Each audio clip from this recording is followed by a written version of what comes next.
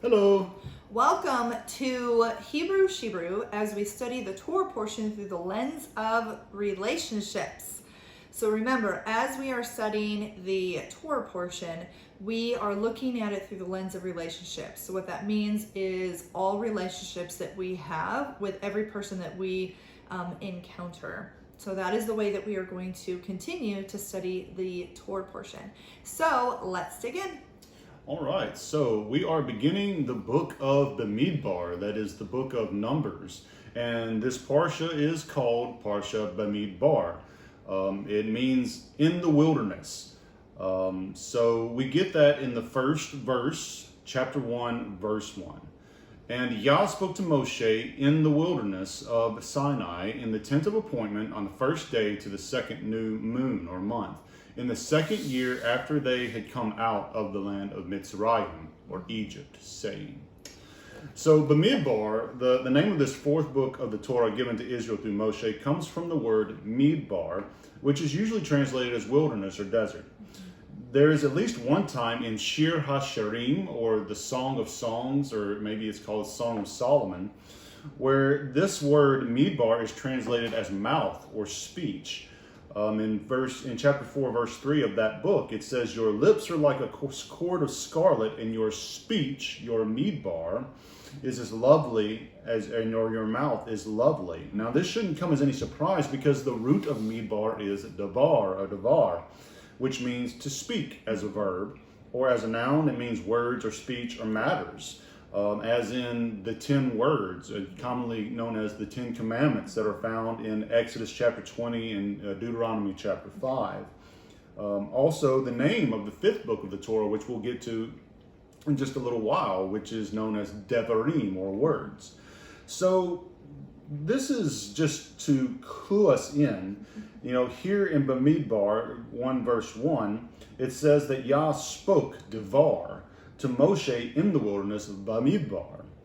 All this to say, it's encapsulated within the Hebrew word Bamidbar for wilderness is another Hebrew word that means speech or to speak. And this implies that this place called the wilderness or the desert is where Adonai, Yah, speaks to Israel. Yeah. So, since the wilderness is a place where he speaks to us, also implied is this is a place where we are to listen to him, or Shema.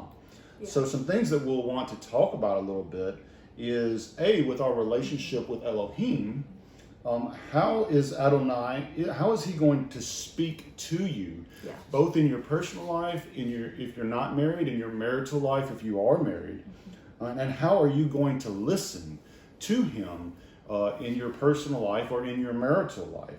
So we just want to look at and think about how are we going to Shema, how are we going to listen to him, and how is he going to speak Devar to us. Yeah, and we have those times set in our schedule every single week. Every Shabbat, we have that time where we can come to God and be like, God, speak to me, show me.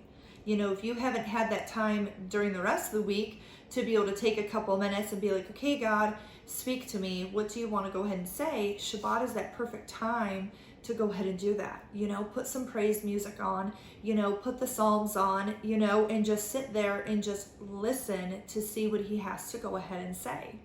And do that even as a couple too. Sometimes you're so scattered the rest of the week that you have to have that balance, and we're going to talk a little bit more about that in this Torah portion, is taking that time and finding that balance and being able to just sit down together even as a family and be like, okay, let's sit and listen and see what God has to say. Go for a walk outside and be like, God, speak to me, show me, what do you want to go ahead and say? And sometimes those inner thoughts that occur, is God speaking to you? And so take that time and just sit and listen to what he has to say. Definitely. Yeah. And we can jump off of this to also look at, if you're single, or if you're married, how are you going to listen and how are you going to speak to your spouse or to your potential spouse? Yeah. How are you going to do that? And in what way are you going to do that? And this has to do with our relationship with Elohim as well. Are you going to do it willingly, or are you going to do it grudgingly? Yeah. Are you going to do it while you're in the middle of the trial, or are you going to do it before the trial or after the trial? Are you willing to listen and speak at all times? Yeah. So definitely we can take this lesson and we can apply it both with our relationship with Elohim, but also with our relationship with our spouse and with other humans as well. Yeah, exactly. So that moves us into verse 2 in chapter 1. It says, take a census of all the congregations of the sons of Israel, by their families, by their fathers' households, according to the number of names, every male head by head. So what we got from that is take an assessment. You know, we've been married. We just celebrated 2 years of marriage this past week. And take an assessment. Yay! Take an assessment, you know, and see where are you. You know, every couple months we sit down and we're like, okay, where are we? Let's have a check-in. You know, is there something that I do that bothers you that we haven't had a chance to talk about at different times? You don't want to do it in the middle of a disagreement. You don't want to do it when things are heated, but you want to do it sort of in a good moment, you know, a good time in the day to be able to sit down and take an assessment and be like, what do we need to go ahead and do differently? What could I have changed differently in this situation? You know, and if you do that periodically throughout your life and periodically throughout your marriage, you're not going to have those blow up sessions. You're not going to have some of that tense time frame because you didn't take that time. So start today. You know, it doesn't matter how long you've been married for, start today and try to figure that out and be like, okay, let's sit down, let's have a check-in and be like, hey, what is it that I need to go ahead and do to change? You know, what is it that I need to go ahead and do? We're not pointing necessarily fingers at other people all the time, but we're looking at ourselves and be like, what is it that I can go ahead and do? You know, do I leave trash out? You know, do I leave my socks on the floor and not pick them up?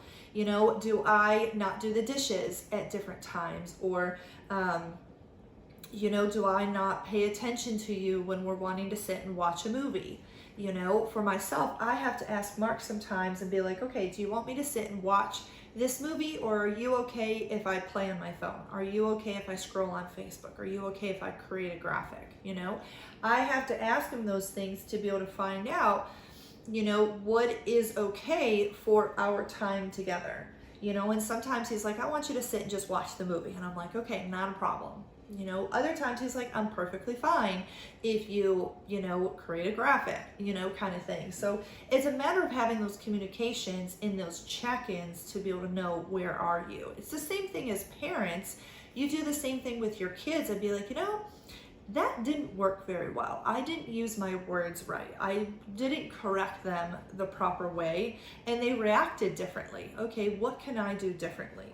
You know, and you readjust the way that you address your kids or you address your spouse or coworkers. So definitely make the time and make the effort to listen to Adonai, to listen to your spouse, to listen to your children, because they're going to speak. Yeah. They're going to speak, and if you don't listen to their words, they may have to speak through actions. So, you know, it's best to keep all of these things moving smoothly and properly, and we're going to get into that in just a minute. Yep. It's actually part of the next topic. It is. So, inside the wilderness, there is the idea. It is a time of testing, a time of trying, a time of being proved, to see, you know, what you're really made of.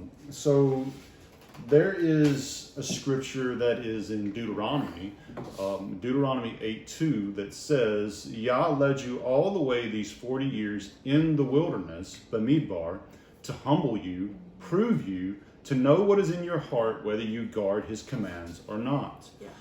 So Moshe says plainly that Yah tested Israel in the wilderness to see whether or not they truly desired to guard his commands. Yeah. If we go to another place in the Gospels, Matthew 4, verses 1 and 2, it says that Yeshua was led by the Spirit into the wilderness to be tried by the devil for 40 days.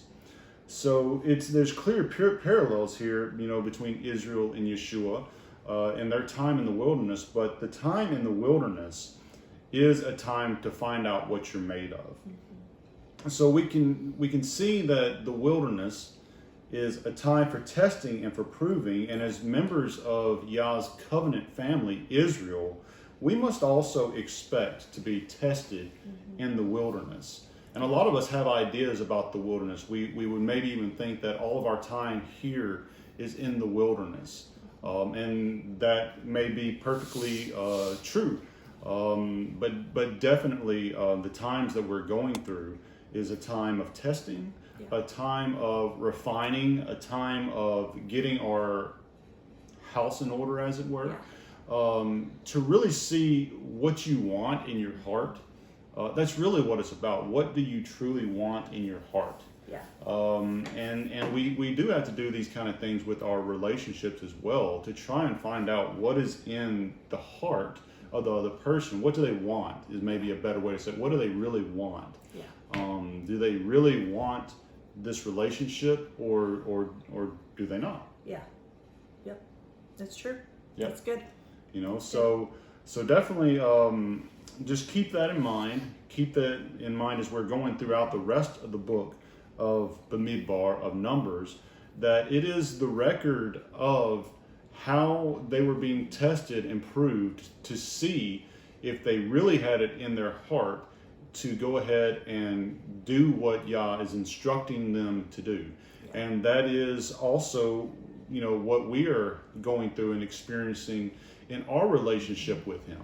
All of these things that are happening to us is testing and proving in our relationship with Him and our relationship with each other. Are we really paying attention to Him? Are we really listening to what He has to say? Are we really responding appropriately? Are we truly doing the Shema? The listening, the paying attention, and responding appropriately, both to Him, of course, and also to others. Are we listening? Are we paying attention? Are we responding appropriately and doing all the things that are required to maintain and to grow our relationships? That's true. That's true. So we'll move now into chapter 2. And in chapter 2, in verses 1 through 3, also 10, 18, 25, and 34, we see the idea of establishing order. The order of the camp is established, as well as the order that they're going to use to depart camp. So some things that we can think about is how are we going to bring order, or how are we going to organize our family, our home, especially when you're two singles that have been single for some time. How are you going to bring two separate families together and organize that, especially when there's children involved? We've got to bring children together, two sets of parents together, two sets of siblings together, and have that organized where it's not a chaos for everybody. When we're talking about family time, holidays like Thanksgiving and Memorial Day, whatever, birthdays, things of that nature. How are we going to ensure that we have order instead of chaos? That's true. It's a matter of having those conversations, who's going to move where, who's moving into whose house, if both people have houses or both people have apartments, how are you going to combine your two households? And then when you talk about having children, you want to be able to combine those kids and become one family. So how are you going to go ahead and do that? How are you going to handle discipline, amongst everybody? You want to make sure that you're on the same page when it comes to the discipline of young kids or even teenagers. You want to make sure that you're on the same page. And even if you're not bringing two families together, you still want to be on the same page when it comes to discipline. And are you going to argue in front of the kids about it? Or is one parent going to become silent? One parent's going to go ahead and do the discipline, and then you're going to talk about it later. So it's a matter of learning some of those things, and how are you going to do that so you don't have the chaos around you, so you don't have the craziness and all of the drama in your home, but you're able to bring peace and you're able to bring shalom right back into the house that God wants you to go ahead and have.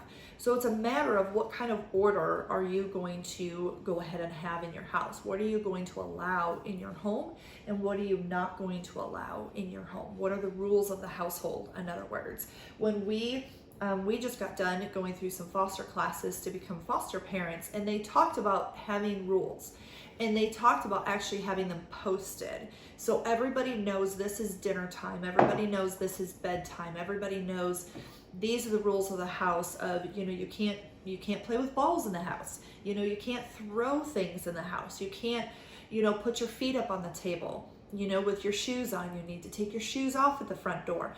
You post your rules, and everybody knows when they enter the house, these are the household rules. And it makes perfect sense, because if you don't have those things posted, you have no clue what the rules of the household are. Each person's house is very different. We have a rule in our house that on Shabbat, before we drink wine, Mark blesses it. That is the rule of our house. Anytime we drink wine, not even on Shabbat also, it's the rest of the week too, is that we go ahead and bless the wine. Even if we're at somebody else's house and they might not go ahead and do that, Mark will quietly go ahead and do that, well, out loud in a way, but quietly to himself, he'll go ahead and do that, But that is one way that we're still able to go ahead and honor God and honor our rule of our household. And so that's something that we go ahead and do when we invite people over to our household. We go ahead and bless the wine for everybody and make sure that that gets done, and people are able to go ahead and partake. So that's a rule in our house. Same thing in regards to taking shoes off. I don't like shoes on the carpet. And I like to have a clean floor. So we have everybody take our shoes off. So again, you create that order in your household, and then everybody is aware of what that is. And running our homes in that way is only doing what we are told to do in Scripture. Yeah. Paul actually says in one of his letters, I believe in Corinthians, imitate me as I imitate Elohim. Yeah. So if we're imitating Elohim, Elohim has family rules. Yeah. It's called the Torah. Yes. So when you enter into his family, then his rules are posted. They're there so that you can read them, or he has people in place that if you don't understand the rules, you can go and talk to them. That's what the priests and the Levites were there for, to make sure that if you were unsure about something, you could go to them and you could ask about the family rules. So he made sure that we knew these things. Yeah. So it's the same in regard to running your own household. Yeah. We were just imitating him. Of course, our rules are going to fall within the boundaries of his rules. Yes. So we're not going to do things that are opposed to his rules. Yeah. But there's rules inside of everybody else's houses that is the rules of that house. Yeah. So you just need to make sure, because he is a God of order and of organization. He's not a God of chaos. So we need to also structure our lives. And if there's one thing that we've realized that kids need, is they need structure. Whether they say they want it or not, they need structure. But it's also good for the adults to have structure and just, to have an idea of what's going on. Exactly. All of us have rules in our jobs. We all know that we can't say or do certain things within our jobs, or you're going to get fired, or you're going to lose pay, or whatever it might be. And so it's the same thing in regards to when you have kids. They want to know what the rules of the household are. They want to have that structure. Same thing with us adults. We want to know what's going on. Definitely. Yeah. Definitely. Well, we'll shoot into chapter 3, and we're going to read verses 5 through 10 to try and get a sense of this next point that we're going to talk about. 5 through 10. Then the Lord spoke to Moses, saying, Bring the tribe of Levi near you, and set them before Aaron the priest, that they may serve him, and that they shall perform the duties for him and for the whole congregation before the tent of meeting, to do the service of the tabernacle. They shall also keep all the furnishings of the tent of meeting, along with the duties of the sons of Israel, to do the service of the tabernacle. You shall thus give the Levites to Aaron and to his sons. They are wholly given to him from among the sons of Israel. So you shall appoint Aaron and his sons, that they may keep their priesthood, but the layman who comes near shall be put to death.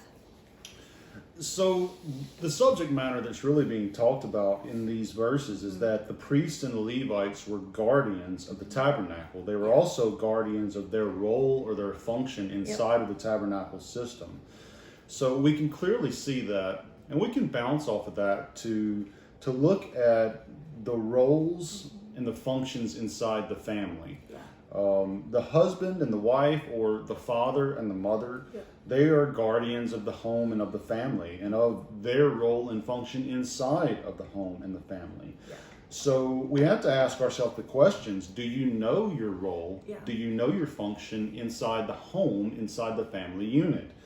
And we also have to ask ourselves, how am I going to guard and protect my role, my function, and also the home as a total? How am I going to guard and protect the family unit and the home? Yeah, that's really important. You want to make sure that you guard your house. How are you going to go ahead and run your household? What are you going to do to protect it? I know when us kids grew up, we didn't keep Saturday as the Sabbath. We had Sunday as the Sabbath because we didn't understand that Saturday was the Sabbath.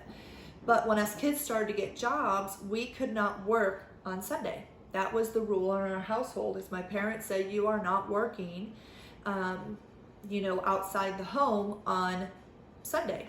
And so when we started to have our jobs at different retail stores, that was one thing. When we got hired, we had to tell our employer, we can't work on Sundays. That day is church day for us. And we didn't work on those days. Now, some jobs we didn't get because they needed us to work, especially in the retail and restaurant businesses that we were in. We had to work on the weekends. Well, that didn't work for Sundays.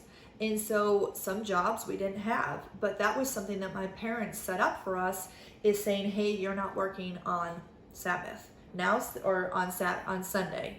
Now as we've transitioned to Saturday, it's the same thing. There's certain things on Saturday, of course, because we're wanting to keep the Sabbath, we're not going to go ahead and do. So it's a matter of figuring out, again, back to your rules, and how are you going to go ahead and have that balance within your life? What are you going to go ahead and do to protect that part? Yeah, what did your parents say? What was that script that they used? Others may. Others may, you may not. And that works out for a lot of different things, in regards to going over to somebody's house, or eating something that, maybe you're not supposed to go ahead and eat. Others may not. It may just be, nothing to do with dietary laws. It may just be candy or sugar, things of that nature. Like others may, you may not. You are only allowed to have this amount. No more. Yeah, exactly. So, and those things are good to have. We all need that balance. We all need that kind of structure, in our life. It's the same thing in regards to different programs that you might watch on TV, or sitting and watching only a half hour of TV, or one program, versus sitting and watching 6 hours of it. Binge watching, and so it's a matter of, again, figuring out that balance in your life, and what are you going to allow or not allow, So we were just discussing the role and the function of the father and the mother, of the husband and the wife in the family, and that one of those main roles is to be the guardian of the family. So now we're going to look a little bit deeper at one of the issues that we have to look at as guardians of our home, guardians of our family. We're going to see that in chapter 3 times. There's a phrase that occurs 3 times inside the Torah portion, once in chapter 1, twice in this chapter. Plus this word comes up again in verse 4. Verse 4 says, and Nadab and Abihu had died before Adonai when they brought strange fire before Adonai in the wilderness of Sinai. So this word for strange is the Hebrew word zur. We see it occurring a couple more times in verse 10, which we just read, that says, and the stranger who comes near shall be put to death. The word that is translated stranger there is zur. This word zur actually means unauthorized. It means an outsider. It means that you are functioning somewhere where you're not supposed to function. You're trying to take over or usurp a position that is not yours. So what we want to look at as guardians of our family is what unauthorized things are you allowing into your life, into your marriage, into your children.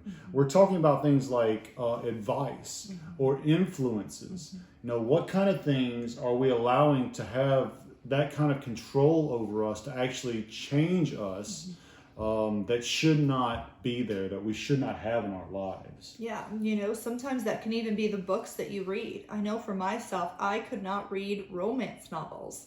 To this day, I still cannot read romance novels because to me, it makes men as a different idea of what the role of a man is versus what it truly is and what God intended it to be. And so you have to look at the different programs that you watch, TV shows, podcasts you listen to, you know, YouTube videos. Who do you follow? You know, are these people being good influencers in your life, or are they giving you wrong advice, unauthorized advice? And so when you are looking at some of those things, you want to take it with a grain of salt. Or you can also, the other phrase is, you know, you eat the meat and spit out the bones. There's certain things that are going to apply to you now versus are not going to apply to you later on, or things that don't work for you in your life, in your family. Especially when it looks at your kids and the programs that are out there now, what are you allowing for them to be able to watch or not watch? And so you want to have that influence over them versus allowing unauthorized things coming into your life and into your heart. In other words, you know, what is getting filtered into your brain? Yeah, when you're looking at someone who might be a potential spouse for you, ask them about their influences. And sometimes you're going to have to word it in a different way than that. Of course, you can ask, who are your influences? They might talk about some teachers and things of that nature. But just think of some other things, like Sarah said, things that are influences that we wouldn't necessarily think of, like the television shows we watch, the music we listen to, The books that we read, the places we visit on the internet, the things that we've subscribed to on our social media. All these things are influences. And we need to make sure that they are authorized, not only by what's right, definitely not by what's right in our eyes, but what's right in His eyes, in His Word. What are they right in His eyes? Yeah, that's the biggest part, you know, is you want to make sure that God is saying, hey, yes, this is okay to go ahead and watch, or yes, this is okay to go ahead and read, versus allowing the other stuff to come in and creep in, because that's how sin can happen. That's how you can falter and your walk completely changes in your conversations of what you say and just the influences, again, around your life. Big time thing to look into and to consider. We're going to wrap it up in chapter 4, and we're going to go ahead and read in chapter 4 verses 17 through 20. 17 through 20. Then the Lord spoke to Moses and said to Aaron, saying, do not let the tribe of the families of the Cohenites be cut off from among the Levites, but do this to them that they may live and not die when they approach the most holy objects. Aaron and his sons should go in and assign each of them to his work and to his load, but they shall not go in to see the holy objects even for a moment, lest they die. So this is a huge thing, and we're still, seeing the theme run about boundaries, about protecting and guarding. In this case, it's Aaron and his sons guarding a particular clan of the Levites, the Kohathites, to make sure that they don't die. So this theme is consistently running throughout this portion. The thing we're going to zone in on is the last part of verse 19. It says that Aaron and his sons shall go in and appoint each of them to his service and to his burden. I think the other translation was to his work and to his load. Basically, being appointed to the thing that they're supposed to do in the service of Adonai. So what we want to look at is what is your relationship to your faith community, to your congregation, to your assembly? What is your service and your burden? What is your work and your load inside of that faith community? Do you know what it is? Do you know your role inside of that body? Or have you ever even gone to your leadership and asked them or made it known to them, I want to serve. I want to do something consistently to serve my brothers and sisters. And have you asked them to actually go ahead and give you that? And once they have done that, are you able to go ahead and accept that? Yeah. And we'll talk more about that last part later. Later in the book of Numbers, we do get a particular story about someone who was appointed to a service and they did not accept their role and they did not accept their burden, and a whole terrible thing happened after that. So we definitely want to make sure that once we know our role, once we know our function, that we accept it as a service to Adonai. And we go ahead and do it and flourish in it so that the body can then grow and flourish. Exactly. So sometimes you have to look around and be like, okay, where's the need? What needs to get done? Is there a checkoff list that I could go ahead and look at and figure out what that need is? And just sometimes you just go up and ask people and be like, okay, how can I help here? What do I need to do here? I saw a need within our community a couple of years ago, and I took over teaching the kids. We didn't have anything for the kids, and we had a lot of families with a lot of little kids, and they were just running around during service. And that's fine and great, but I felt bad for the kids that they didn't have anything. So I was like, okay, I can go ahead and teach them. I've taught kids before, so let's go ahead and do that. So that's what I did for an entire year to year and a half, I think it was. I can't remember how long it was, but I took the kids out during the teaching time, and I did a little Bible study with them. And it was a lot of fun. I enjoyed playing games with them, and I enjoyed teaching them, and having that fun time. And so sometimes you have to see, what is that need and how can I go ahead and fulfill it? What can I go ahead and do to go ahead and meet that need? Yeah. Trust me, your leaders do know what needs to be done, but sometimes it's difficult to go up and just appoint somebody in this day and age to a task. So if you can make it known to them that you see the need and you ask, can I do that? Let them make that decision. And accept it. But you need to make your desire known that I want to help. I want to have a service here. I want to help bear the burden. Do what you can inside of that family. To know your role and to know your service. So we've learned many things through this Torah portion called Bamidbar. Just starting out in the book of Numbers, looking at it through the lens of relationship. We looked at how do we listen, how do we speak, both to Adonai and to other humans. We discussed times of testing and trials and taking time to assess your life and relationships through doing check-ins. We looked at our ability to organize our life, our family unit. We need to establish order and avoid chaos. We also spent time looking at considering our role, knowing our role and our function inside of our family, and that we are guardians against unauthorized influences over and around our family and our home. And we also looked at our role and our function in our faith community, keeping our service to them through asking and accepting our role from our leaders. And the wilderness has only just begun.